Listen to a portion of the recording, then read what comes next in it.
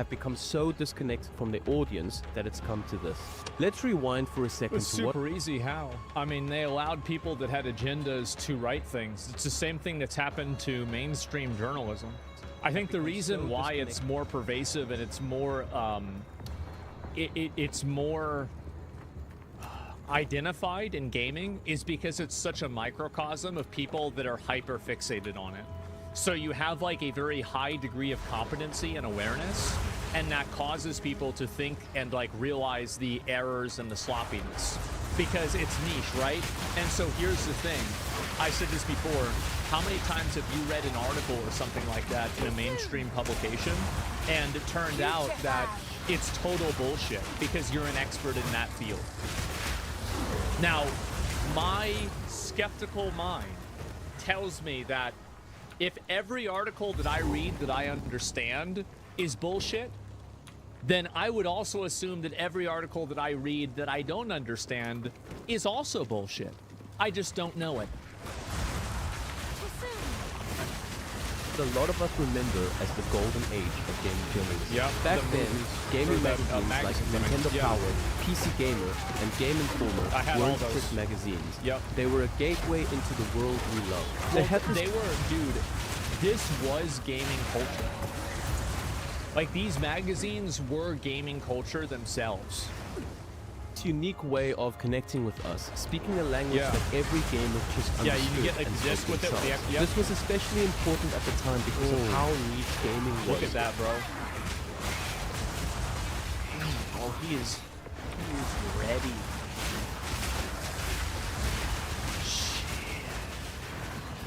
In most households. I'll never forget those moments when my mom would arrive back from her monthly grocery shop. I'd race to the car because I knew she picked up a copy of either the PC format or the NAG magazine for me. See, for me, it was, I would go to, do you guys remember Albertsons? Like, it was a grocery store, a grocery chain, and I remember we would walk into Albertsons and there'd be like the magazine racks, and like halfway through, or like while my mom was waiting in the checkout line, I would go and sit down and read the gaming magazines. Yeah, I would sit down in front of the magazine section and read them. Or some African variants of gaming magazines. It was such a small thing, but my mom knew that it made me happy for the rest of the week. I was hooked on those magazines.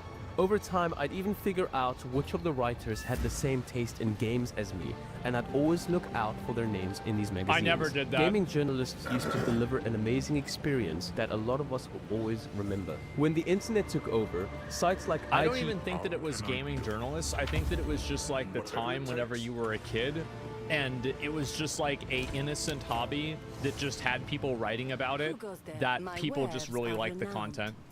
It was basically like reading Nintendo Power as a kid in the 90s. Like, I'm sorry, but like watching Ninja play Fortnite is not even remotely close to as good as it was. Not like, I know, you know, some kids might have, you know, fond memories.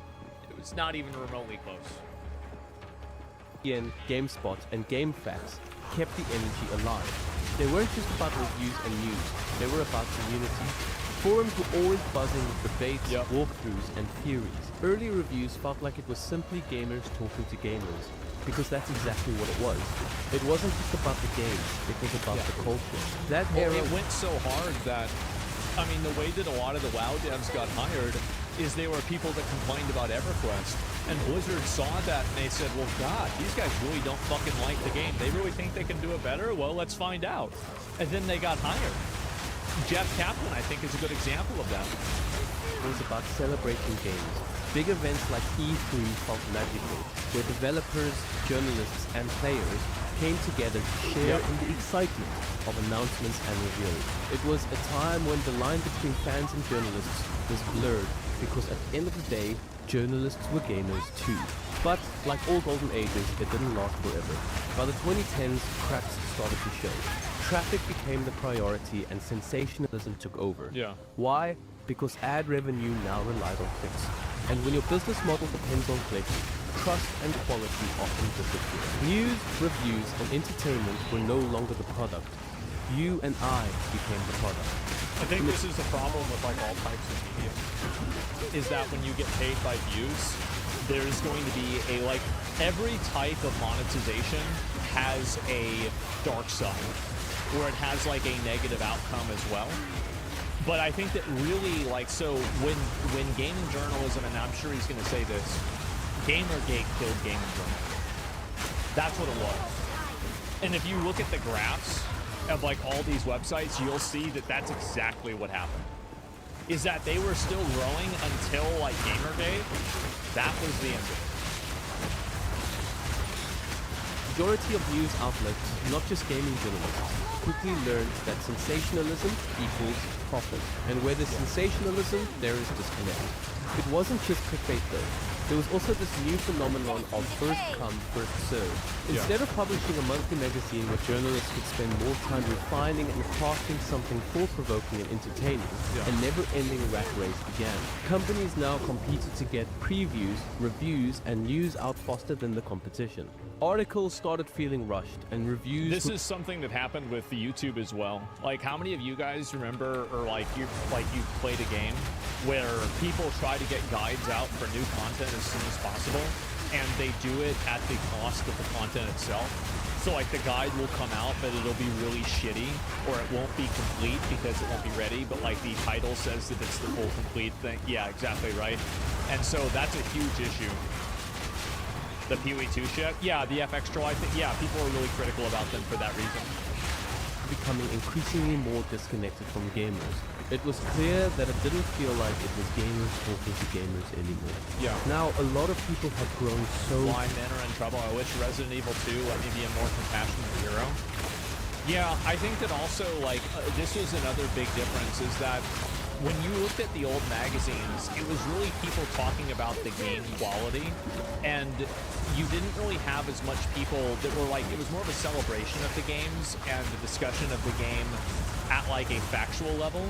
Then you started seeing, and I think this is another element of it, is that personal opinions of things are generally more popular because it's easier to relate to them because there's a lower barrier to entry. So what ends up happening is that people start making content about like their personal opinions on things. Those videos get more popular, and before you know it, that's all you see. So that's really what it is. Girl writers, well, I mean, I think that there were women writers for the old magazines too. I just think that like what really happened is that like you had people that used to be basically disseminating information, and then they started giving their viewpoints instead.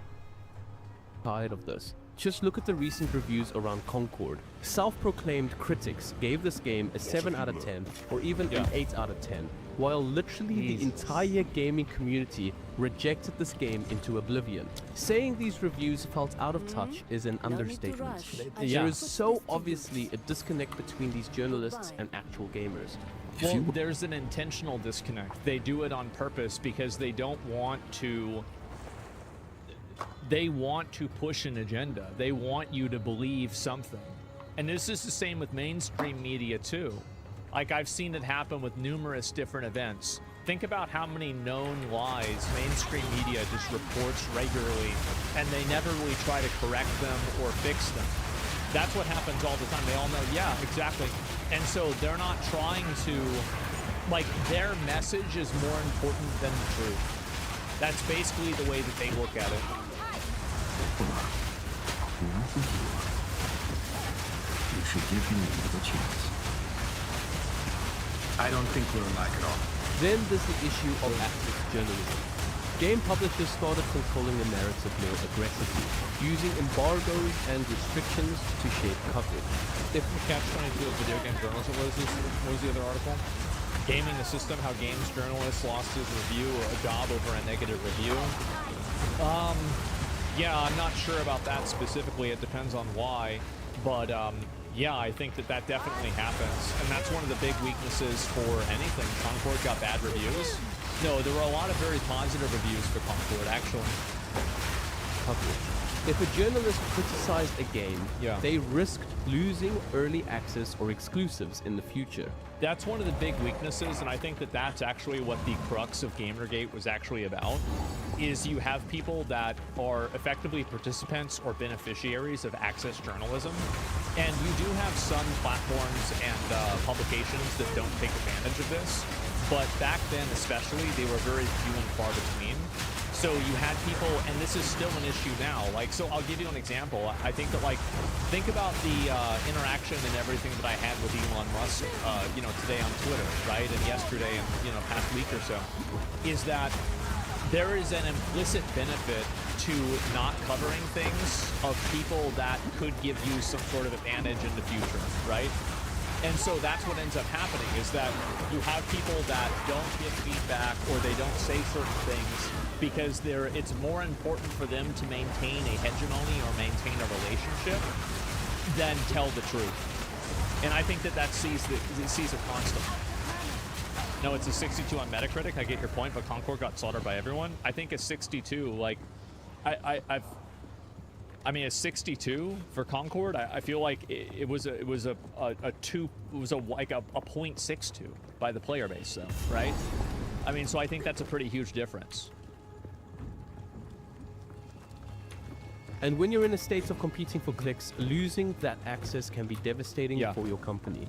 So do you tell the truth and risk backlash from the publishers, or do you play it safe and lose credibility with your readers? Yeah. Definitely not an easy decision. Well, oh, look at this. It's me. And so I think that it's also, you have, like, there's definitely pressure from publishers and developers. And I think also here's another really big issue, is that if you're personal friends with publishers and developers and the people that work in the industry, you're going to just passively give them more leeway and more credibility because you know them personally. And so you're seeing it from their perspective, but that might not be a perspective that the rest of the audience sees. Connect has definitely brought a major shift over the years. As trust in traditional outlets faded, a lot of gamers turned to the reviews and opinions of YouTubers. Creators like Angry Joe and the amazing Total Biscuit felt authentic. They didn't need publisher approval, and they weren't afraid to tell it like it is. If a game was broken, they'd call it out. If it was great, you can tell their praise was genuine. Like, this probably is like probably one of the greatest games I ever played my whole life. It's like, it's just so good. Elden Ring is a top 10 of all time generational game. It's not even a question. It's just, it's so good, man. Man, stop, man, stop. I hate this game, bro. Now, this raises a big question. Why do companies like IGN still have an audience? If you've watched my previous videos, you would know that I'm just a casual gamer. Yeah. I don't always have time to sit down and actually play games, let alone dive into the drama around gaming journalism. So, let's say I see a game advertised from a franchise I loved as a kid or teenager, You're or gonna play from a it. company Yeah. I used to praise and trust. Naturally, I would want to go where I've always gone for insights on these games. IGN, PC Gamer, or Game Informer. And honestly, most Kotaku casual or gamers would Polygon, probably yeah. stop their research right there. How do I know this? Because most of my friends, who are dads, husbands, accountants, financial advisors, tradesmen, and just generally busy guys, still read and trust IGN. Simply because they always have. Although the Well, fun IGN, I will say, is probably the most favorable. Like, of all of the different publications, I think IGN is the least biased, but I do think that they're extremely biased as well. I think Black Myth Wukong is a great example of that. But they are the best bad one. The thing is, some of them have actually now stopped reading My IGN opinion. because of what happened with Dragon Age: The Veil God. I have a good friend who grew up loving the Dragon Age series. Years later, a new sequel, The Veil God, was announced, and he got pretty excited. Ahead of launch, he checks IGN's reviews and he sees a 9 out of 10. Now bear in mind, he does not keep up with the politics behind any of this stuff, because he is simply a very busy guy. Now, This is the thing too, is that he's right about this, is that you get the normies who get hoodwinked by this kind of stuff. Because like this guy is, you know, like we said, like an accountant, right? Like he's not watching, you know, like, oh, well, they're giving this game, like, there's a non-binary character in the game. They're not even thinking about that, right? this confirms his excitement. There are no warnings, no caveats, just another Dragon Age with a 9 out of 10 from IGN. Of course. So the game launches, and he finally gets to play it. And he is obviously blindsided. the game does not live up to its predecessors. It even feels like the developers sacrificed the gritty story writing of the franchise just to push a progressive agenda in a very heavy-handed, cringe-worthy way. And you've also got to keep in mind that there's this idea that normies are more accepting of like non-binary stuff. I actually think that the people on the internet and like internet users are much more progressive on average than the average population. Like way, way, way more.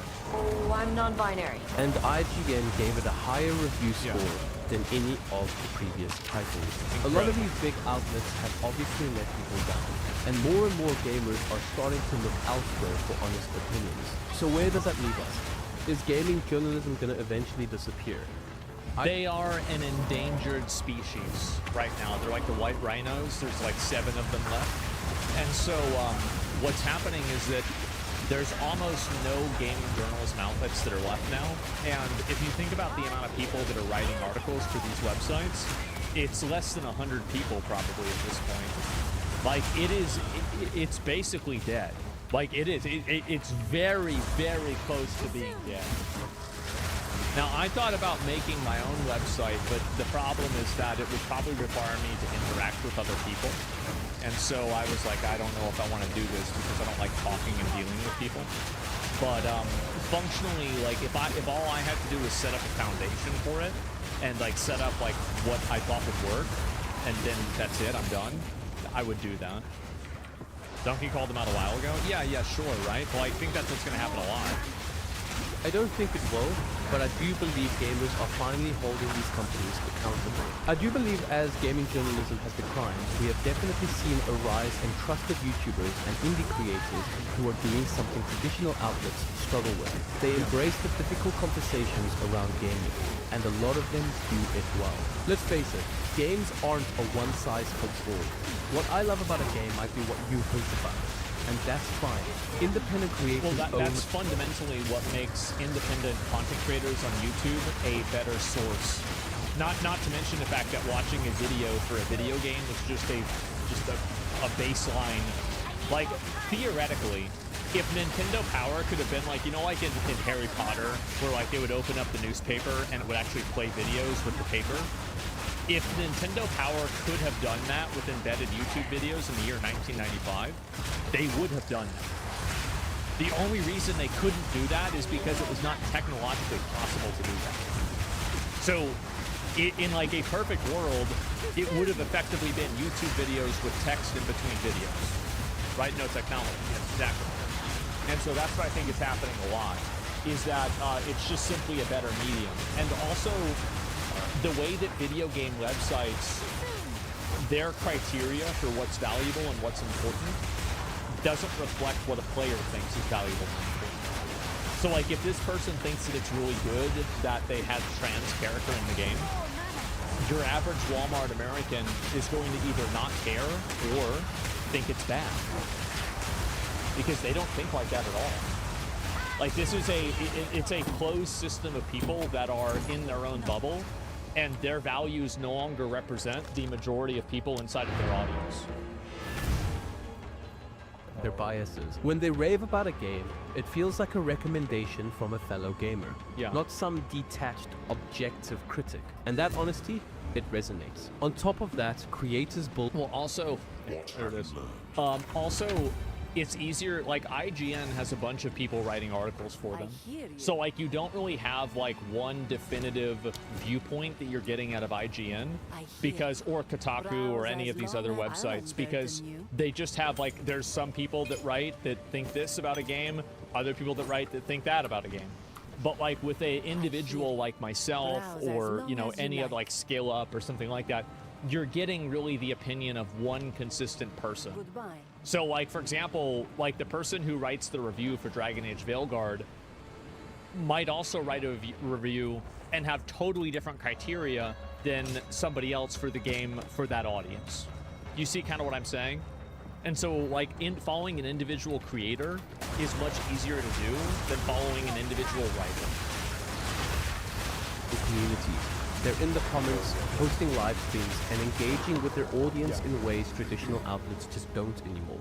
That direct connection is a big reason why so many gamers are turning to independent content creators for their reviews and insights. So, what does the future of gaming journalism look like? The truth is, it's unclear, but one thing is for sure, the old model of sensationalism, clickbait headlines, and ignoring what the audience really cares about is fading fast. Gamers are... I don't think that sensationalism is fading, but I think that the amount of people's attention, like the problem is that I think a lot of the types of ideas that they tried to push are just simply losing in the free marketplace of ideas, and people don't really find any importance or value in them in the way that they used to. I think that's really what's going on here. That's actually the reason why. tired of feeling like we're being sold something that is not genuine. We want transparency, we want honesty, and we want to feel connected to the people reviewing our favorite games. As a gamer, I have to say the worst thing I've seen Hot gaming... take, gamers are the problem with gaming. As you wish. Goodbye. journalists do is turn on the core audience and paint us as villains. Instead of journalists do gamers are terrible people and we should stop being okay with it.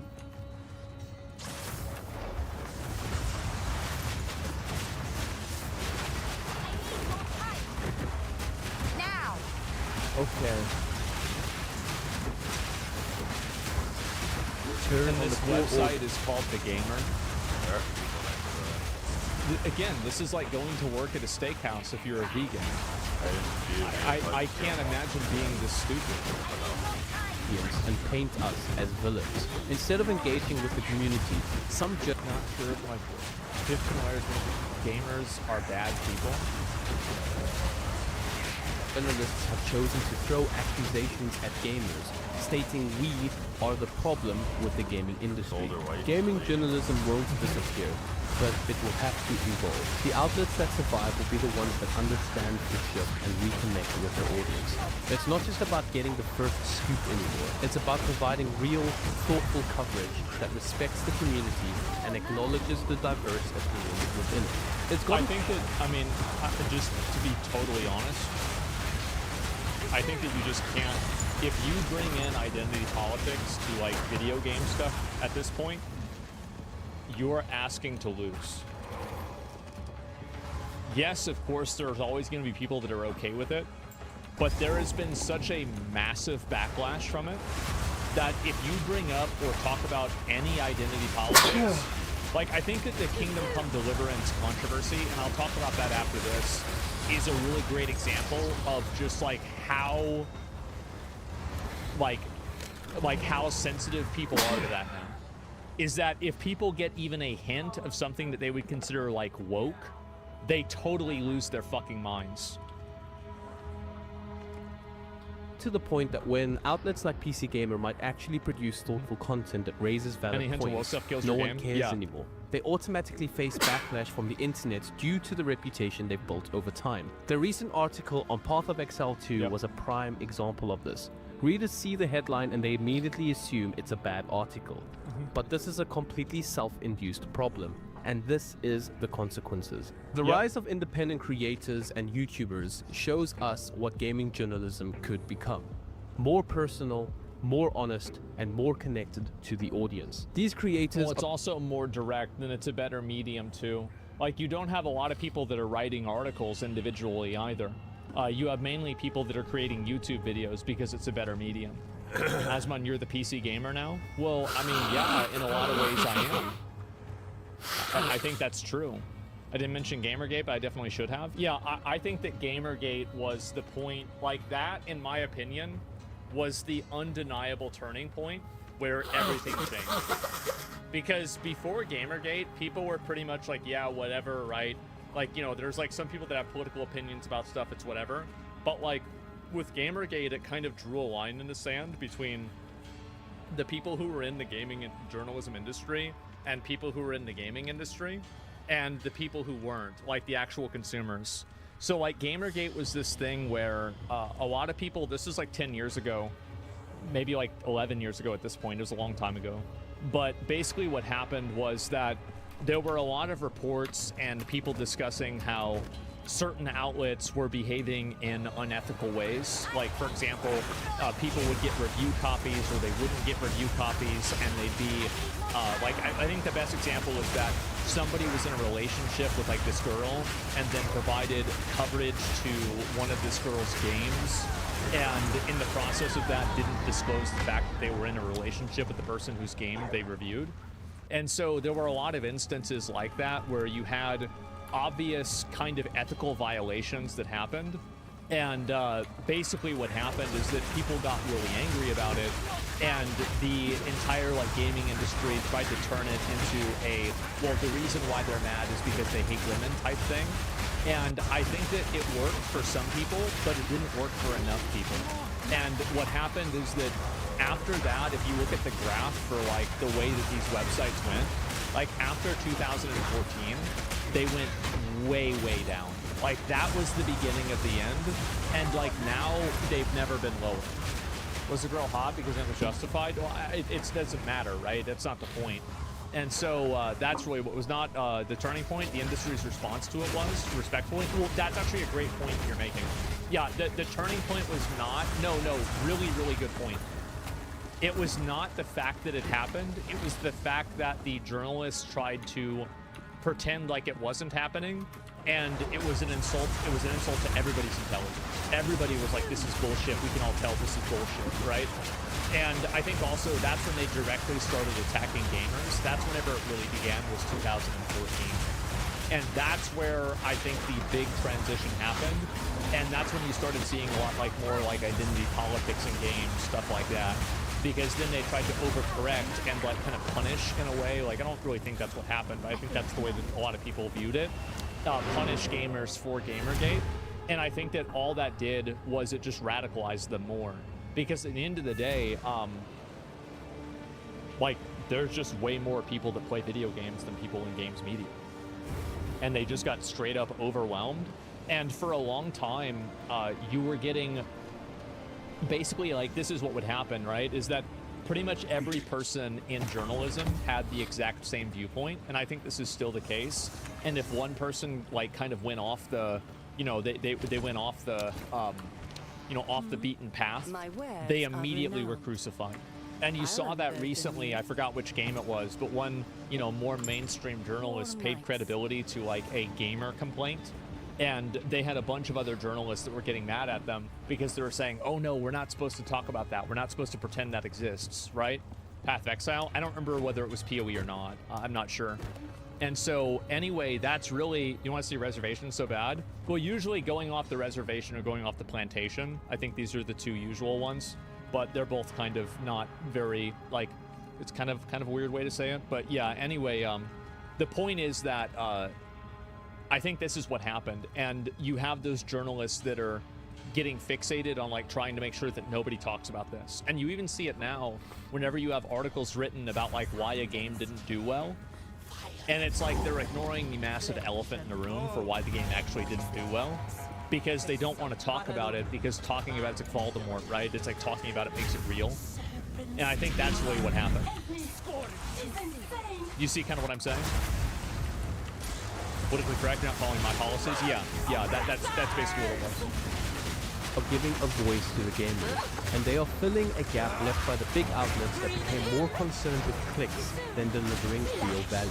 It's a new era, and if traditional outlets want to stay relevant, they'll need to adapt or risk being left behind. Yeah. As for gamers, we're starting to take control. We're demanding better, and most importantly, we're holding these companies accountable. Thank you everyone for watching, and a very special thank you to my Patreons. If you're keen to look into my Patreon, do check the link in the description below.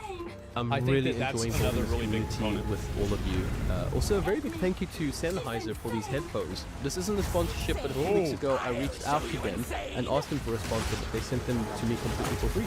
Really, really like them. You can check a link in the description below for them. Like I said, it's not a sponsor. I need new headphones, but I do want to support them because they supported me. If you would like to join me live, I am on Twitch almost weekly now, so feel free to pop in there and say hi.